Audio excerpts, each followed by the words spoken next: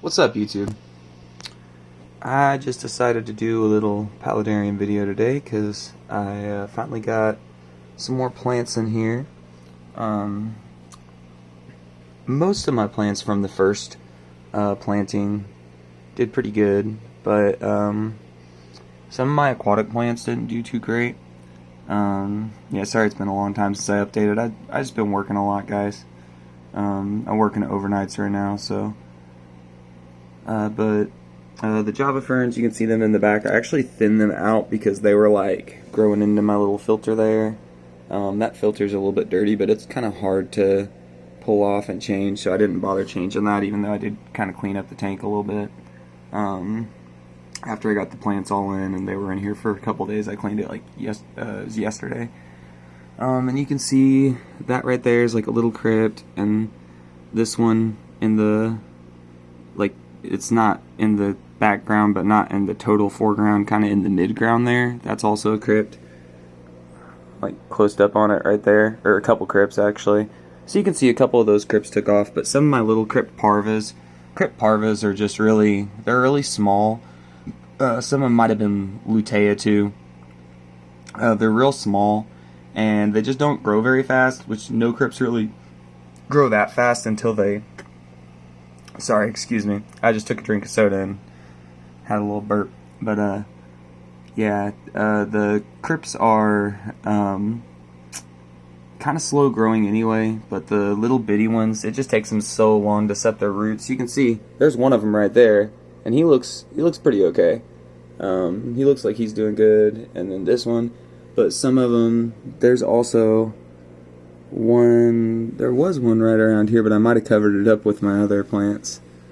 So yeah, the crypts from the first planting, just the parvas don't ever do that great. Only like half of them take when you move them, because crypts don't really like to be moved, and they start to rot and stuff, and you have to like come back through and like make sure no soil or no kind of like any mulm and stuff is like covering over on the root crown, because they don't really want that crown to be covered. And it's really kind of hard, especially if you don't buy them from like a really reputable source. Like if you really want to get crypts, get them from like Aquarium Co-op or somewhere that's a little, they cost a little bit more money per crypt, but it's going to be worth it in the long run because they come with such big roots grown, so you can really plant them in super deep into your soil. Like you can make like a crater for them, put them down in there, and then kind of pull them back up to where the crown is showing. And when that crown's showing a little bit, that means that you're not going to have rot issues. But also, if you have a bunch of roots coming off of it, you're going to stay, anchored with the roots. If you don't have that big nice root ball, if you just have a few roots, you're not going to stay anchored without burying that crown a little bit, and it makes it really hard to keep them doing good. Got my baby guppies growing out pretty good. You see there's a male right there. I thought that was the only male I had. He looks pretty good. I really like the coloration on him because and he'll color up a little bit more as he gets older. That's just kind of how they go, but this is basically what his base color is going to be. He's like light blue with a dark blue, like kind of patterning. He almost looks like an Oscar, like an albino blue Oscar or something like that. The ones that like have patterning. I don't know if they actually have blue ones, but like red ones or whatever, but with blue. He looks really cool. I like him. And then I don't know if my camera will focus since they're all the way at the top there. The light kind of makes it hard to focus there, but the females, they just basically have the gray body, and then they have a nice, good, like kind of robust blue color on the back, so they look good. The females do look good too. Oh, and here, I thought I only had one male, but if you look at this little tiny guy right there, you see the like scaly kind of color on his side? He's probably a male too, and he's got yellow on the tail fin, and almost all the females just have a little bit of blue on the tail fin, and also that one might be a male. They might be just sleepers because that other guy colored up faster. He might be like the big guy in the tank. I'm not sure. But yeah, these are all just babies that I had from my first round. My first round of adults died. Yeah, I haven't kept a whole bunch of guppies, but from my experience with the guppies and like mollies and stuff that I've kept, Sorry, it looks better if I scale back a little bit, but I was just trying to show you the fish. And I'll show you the new plants and everything too, but I just wanted to show the fish, the old stuff first. I showed the fish that you guys already know I have. We'll see if I can find a shrimp really quick too, but oh yeah, there's a shrimp right there. So you see, he's a baby. He's a new gen. So we do have new gens growing in here, and he looks really good. And from my experience, the new gens are doing really good. They don't breed as prolifically as red cherries. I have noticed that. I have not seen as many babies as with red cherries.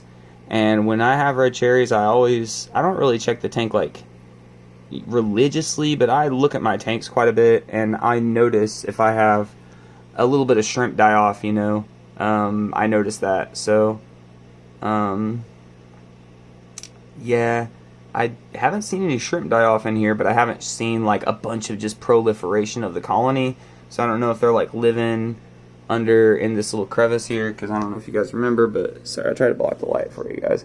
I have this little crevice, and you see now that I've filled it in with plants from the top and stuff, you cannot see that's PVC in there. So there's two PVC tunnels actually. There's one at like bottom level, and it's like halfway filled in with dirt, and then there's one here, and it's actually an L. It goes up behind this. So since that L is now covered with plants in the back, it's shaded from the top too, so you can't really see it from here, and it looks really good. And I think the newts that I'm gonna get should be able to fit up in there and through there. Maybe not through that bottom rock crevice, but I also kind of wanted to make one of them more of like a shrimp haven than a newt haven. So maybe the newts won't be able to get in the bottom one, but in the top one that would be kind of like my ideal, but we'll see. So yeah, we had the old guppies die, and like I said, with my experience with guppies, they tend to die off in the first gen, but they have babies first. They live long enough, but they don't really have very long lifespans anyway. Guppies are just really bred really bad because people cull them, and they cull them for color, and like a lot of people cull them for color and like patterning, but forget that you have to also cull. If you're gonna cull them like that and only breed them together from the same line, you have to introduce new genetics from another line of guppies that is like the same coloration or whatever, so you don't like, you know, you don't take away from your patterning that you've got, but you also introduce new genetics, so it's not like, you know, inbreeding over time. And another thing you have to do is when they have like bent spines and they're like getting sick a lot and stuff like that, you have to cull those ones out too. You can't just like be like, oh, it's fine, just let those ones go ahead and breed too. You can't just cull for the color and the shape or the pattern, because eventually you will have like really weak genetics. And in my experience, most of the like cooler looking guppies that I've had and known of people having, they've all had like pretty weak genetics, and these guys look really cool, so I kind of expected them to have weak genetics. So what'll happen is the second gen, they've grown up in my tank, so they are used to the environment that they are in. They're adapted to it, and so they will survive better. And I have experienced that. I haven't had one single guppy die off since they got to the age where they could eat like normal stuff. When they're like really, really little and you're like feeding them like baby food basically, or like they're having to depend off like the algae in the tank or like the microfauna in the tank and stuff like that, it makes it a lot harder, because you could have one of them that gets big faster than the rest and it just eats all of it. Even if you put it in, you just don't have enough room for the other guppies to get away from him and actually have somewhere to eat. He will literally just eat everything in one area and then just move around. And like if you have a couple like that, you know, you're gonna have some die off. But yeah, once they got to the age where they can all kind of like eat flake food and fend for themselves and stuff like that, they're doing really good. They're looking pretty robust here. Let's see if I can. Yeah, there you go. There's a decent shot of a female. I could move my light, but it's going to make it look a lot nicer when we start looking at plants, so I'm just going to leave it.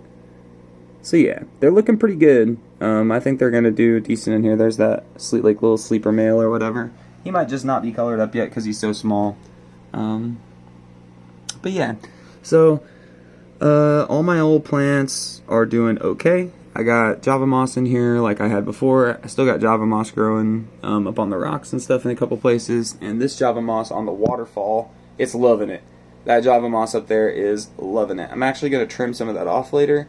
I have some Christmas moss. I have Christmas moss placed in here already, but I'm going to trim some of that off and put some Christmas moss up there. So it'll be like partial Christmas moss, partial Java moss up there on the waterfall. But yeah, it's grown in really nice. It's growing all the way down there, and it's all the way through here, and yeah. So the new plants I bought, I got some dwarf baby tears. I think the species name is like hydrocodal or something like that, because a lot of people will call them by that. They look okay. I do have some die off, and when you plant dwarf baby tears, it's kind of like you just plant it in a big clump of like with the, what is it called, rock wool or whatever in there. That way, hopefully, most of them will survive, and then they'll just spread out from there. So I just kind of planted it in some clumps in the area where I want it to spread out. I just kind of want it to spread out over here. If it makes it over here a little bit, it's fine, but it can just spread out in the front over here, be a nice, really good foreground plant. Some of them will take off, you see, right there, there's one. Some of them will take off. Oh, that made it nice. Some of them will take off and start floating, and they're a little bit better than duckweed because they will grow like a little island of plant instead of like a bunch of tiny little plants. They will spread out eventually, but they kind of grow up into a bigger plant first and then start budding off. So they're a little easier to control. So yeah, I got the dwarf baby tears in here, and then this like grassy looking dude that doesn't look that great, and also these grassy looking dudes in the front that don't look that great yet.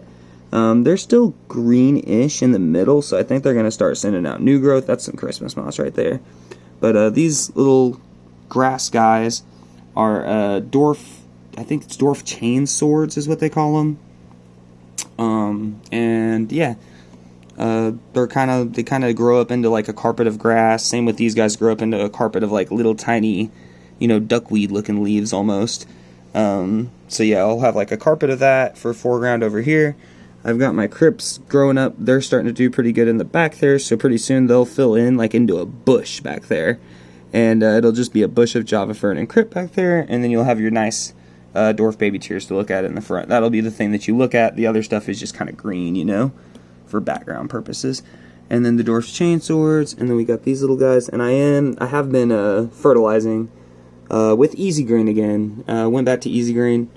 And also the reason I didn't clean this little bit of algae right here is because it was a little too close to the plants. So I did try to, and every time I scrubbed it with the my sponge, or like I tried to even take a razor blade in there, I was like knocking the plants. I could have got like maybe like the little areas in between, but I was just like, it's fine. It's gonna look worse if I have like blocks of it.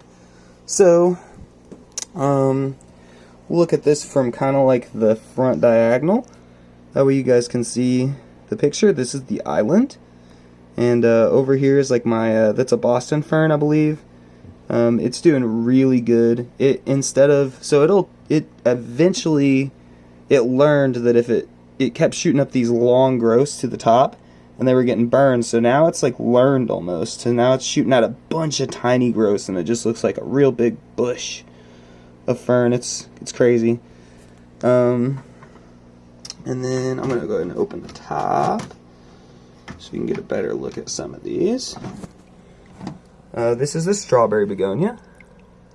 You see he's got really good color. The reason he looks so bunched up right here is because I just added in this moss the other day.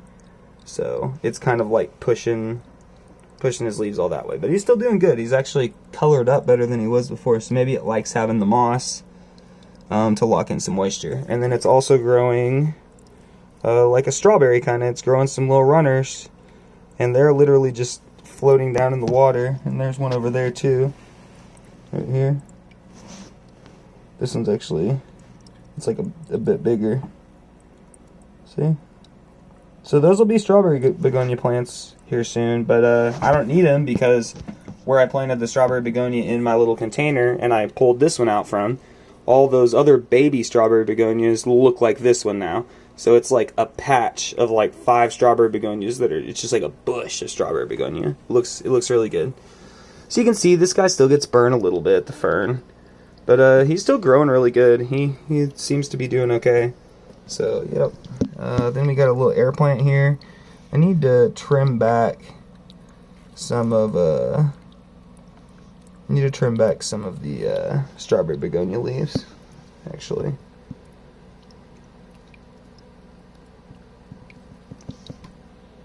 There we go. That'll get this guy at least a little bit more light there. When I push the light up to the front, he'll get more light. Because now, I don't know if you guys noticed that. The reason the tank looks so bright is because I have 2 lights on here now. I got this is just a beams work light. Probably won't do a review on it. A lot of people have done reviews on it, and it's solid. I mean, I don't know if it would do good growing plants all by itself, but since I have the Finnex, that is definitely tried and tested full spectrum light. It's really good. But the beams work for the amount of light that it actually puts out that you can see. It costs way less money than the Finnex. So, yeah, that's why I got that, because I didn't want to spend a bunch of money. And this is a Java fern that's growing immersed. And then I believe there's actually like a little tiny crypt, but I probably covered it up with the moss, which I didn't really care that much about. I really wanted this new moss. This is a cushion moss. That's why it grows up in these like big balls. I got some right here too. You see it looks really like tufty and pretty. This is just some Christmas moss. There might be like a little tiny bit of cushion moss right there that made its way over there. And then also the cushion moss, I put a bunch of it over here on the side of the waterfall. I kind of put it up in the dry section of the waterfall. But you can see it looks really good through here now, where the waterfall is. It looks like a nice little, just like a little gully, like a water outlet or something, where the water's kind of outletting into a lake, and the plants are all growing up around it. Got our moss growing up. See how far it's growing up in the back there? It's literally all the way. It's all the way up to the light. Sorry, my fingers there. All the way touching like the top up there. And I was also worried about, I haven't seen a lot of isopods, but I do see them every once in a while when I turn on the lights. I think I just don't pay attention enough. So there should still be some in here. But what I was really worried about is the Springtails. I hadn't seen Springtails barely at all, and I was like, man, I'm gonna have to see like a bunch more Springtails or something. But the other day I was messing around over here, and I noticed that there's some living inside of this thing. This, it's like a cocoa mat. See how it's pretty thick? And that's what these guys are rooting up, so they probably love living in there. Lots of water for them, so there's probably been mold growing on there before. Maybe at some point in time I'll find out a way to get this one to where, like, maybe I can find out something to wick some water up from the bottom or something, and I can get this guy to get wet. Because if we got this one wet and really got this wall exploded, I can explode it with some other stuff by misting it, but I'd rather not have to do that. So I might just set up a misting system in here, guys, honestly, when the newt comes in, but it's going to be really hard to keep this front glass clean. But yeah, long-term vines and branches looking, I think it looks really nice. I like looking at it. I wish the light wouldn't do this weird reflection-y thing, but you can see like the vine coming down and breaking the water surface in the background there, and yeah, pretty good rock work. Honestly, you just can't do this tank that very much justice on camera because of the colors of the rock and stuff just don't come out exactly the same. The light's all reflective-y and stuff. Give me 1 second. I'm gonna move that back. Yeah, there's not really anything. Oh, I also planted a little grass plant, one of those ones that I have underwater, right in here. So we'll see if it just like grows up some grass there, and then I'll just have to come through and trim it every once in a while. But yeah, I mean, that's pretty much it. My Ficus pumila, the creeping fig. I mean, look at this. This is a fucking, excuse my language, this is a bush. This is a bush of creeping fig, boys. That is a lot of creeping fig. And I got a bunch more growing. That's the variegated kind. You see these ones are the variegated ones in the middle there, but they just haven't started to get their variegated leaves on the top. It just takes them a little bit, I think. But the bottom, you can see it's got a couple variegated leaves. So, yeah, that's pretty much it on this tank. I'll just give you guys a couple more pretty shots from the front, I think. Letting it look nice. I'm basically just waiting on these guppies to grow up, and I wanted to make sure I had a good thriving shrimp colony so I don't have to buy more of those pretty expensive blue shrimp. But I don't know if that's going to happen. We'll just have to see. But yeah, I'm going to get that newt here soon. Basically, as soon as any of these guppies are big enough that I perceive them to not be easy pickings for the newt, if he eats a couple of them, it's okay because they're going to breed. Because I have there's like 3 males and like I think there's 3 males and 5 females, so that's like pretty good. I can't see all of them ever in one shot, but I know there's more of them than I see right now. 3, 4, 5, 6. So I just counted. I see 7. No, there's an 8th one right back there. So yeah, there's at least 8 of them.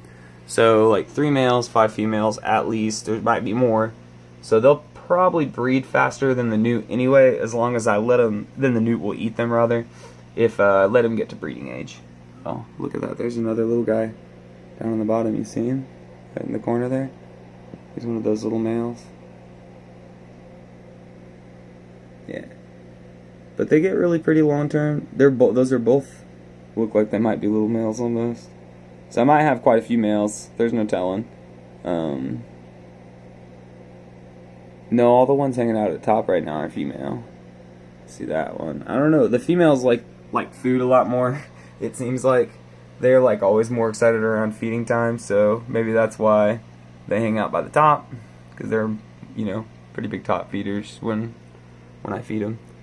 But yeah, this has been a pretty long video, guys. Sorry for not posting in so long. Gave you guys some pretty good shots of the paludarium, I feel. I think it looks pretty good. This whole wall will eventually just grow in with Ficus pumila.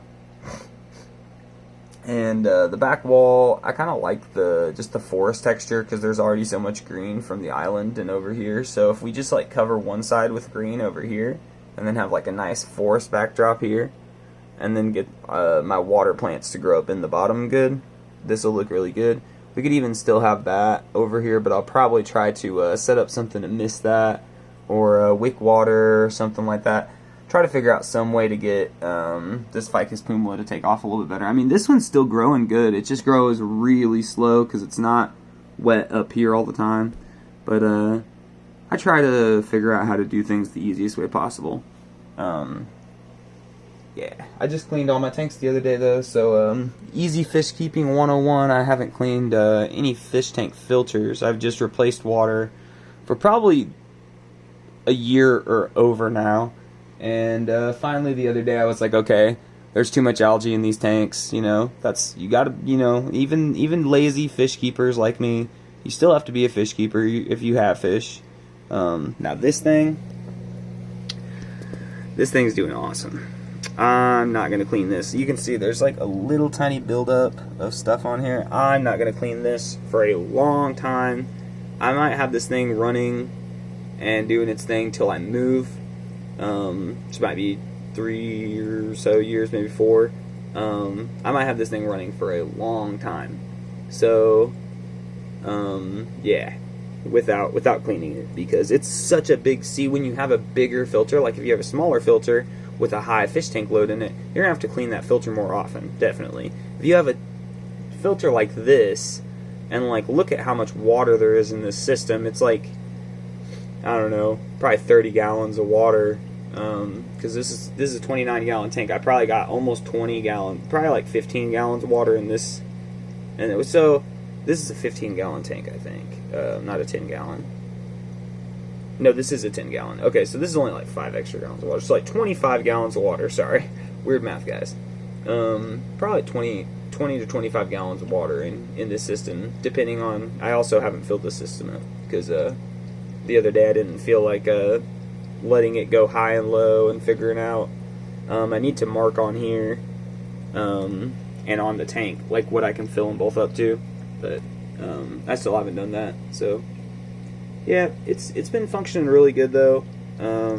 Anybody who wants to set one of these up, the only thing I can say is if you have a paludarium and you don't want the water level to go high and low, it does make it kind of annoying. You have to like mess with it for the first couple weeks, and then after like off and on, not like every night, like all the time, but after a little while it will kind of clog some of this and clog your sponge, your intake sponge that I have up there, and what will happen is the flow will go slower. So yeah, that helps control it a little bit easier, because then when you're changing it, it's changing by less because the flow's already, you know, slower initially.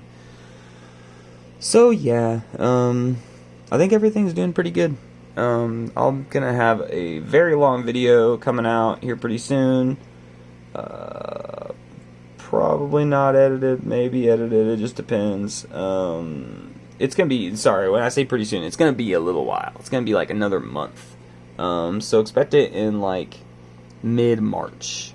Because I spent probably $300 on, like I said, I have a job now and I'm making a lot of money, so I spent about $300 on fruit trees to grow some fruit trees this year, and I'm planning to spend maybe another $300 again, maybe, or $200 or something like that. And so yeah, a lot of fruit trees, apple trees, peach trees, cherry trees, both kinds of cherries, a nectarine, blueberries, raspberries, strawberries. Well, I already have strawberries, but I'm getting more strawberries. Got a succession plant strawberries, so you know you always have them. But yeah, I'm getting a lot of stuff. I'm also gonna get like some dogwoods. There's some. Okay, there's my orange soda. Some edible dogwoods that they grow, like they call them cornelian cherries. I'm going to get some of those, and some elderberries, and Nanking bush cherries. So they're like all three a little less priced for their fruit, but they make really good shrubs, and they get huge. They grow slow, but they get huge. So long term, they'll turn into a giant wind block shrub in my backyard. That's kind of what I'm going to use them for.